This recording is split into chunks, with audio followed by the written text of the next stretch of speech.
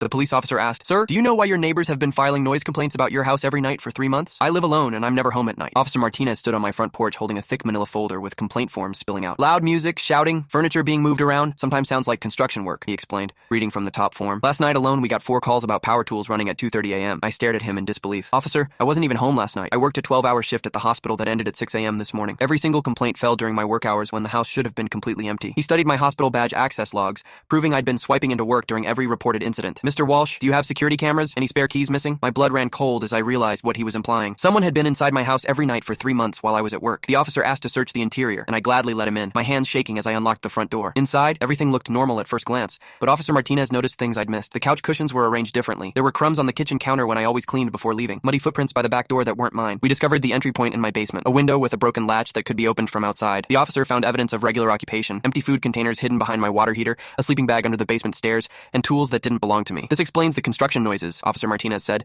examining a cordless drill and circular saw. "Someone's been running a workshop in your basement." The realization that a stranger had been living in my house for months while I slept during the day made my skin crawl. Detective Chen arrived and processed the basement like a crime scene. "They found fingerprints and DNA evidence. We've seen this before," she explained. "People case houses, figure out schedules, then treat empty homes like crash pads." The fingerprints got an immediate hit. Gerald Thompson, 34, with priors for breaking and entering. He'd been evicted in February, right when my complaints started. "He's probably been dealing drugs or processing stolen goods here," Detective Chen said. "I realized I'd seen him in my neighborhood several times, thinking he was maintenance." That afternoon, they arrested Gerald at a gas station selling my neighbor's stolen lawn equipment. During questioning, he confessed to breaking into my house nightly for 3 months, using it as headquarters for drug dealing and theft operations. He'd stolen over $15,000 worth of items from neighborhood houses, all processed through my basement workshop. My house had become a criminal headquarters that I never knew existed. The detective said I was lucky he'd focused on property crimes rather than violence. During the trial, neighbors testified about months of strange noises. Mrs. Foster had seen lights moving around my basement and assumed I was doing renovations. Mr. Kim had noticed the same person coming and going but thought it was a contractor. Gerald pleaded guilty to multiple felonies including burglary, theft, and drug distribution. The judge sentenced him to 8 years in prison, noting his violation had terrorized an entire neighborhood. I installed a comprehensive security system the day after Gerald's arrest. For weeks afterward, couldn't sleep during the day, constantly imagining footsteps above me. My work schedule meant I was still gone during the same hours Gerald had been active,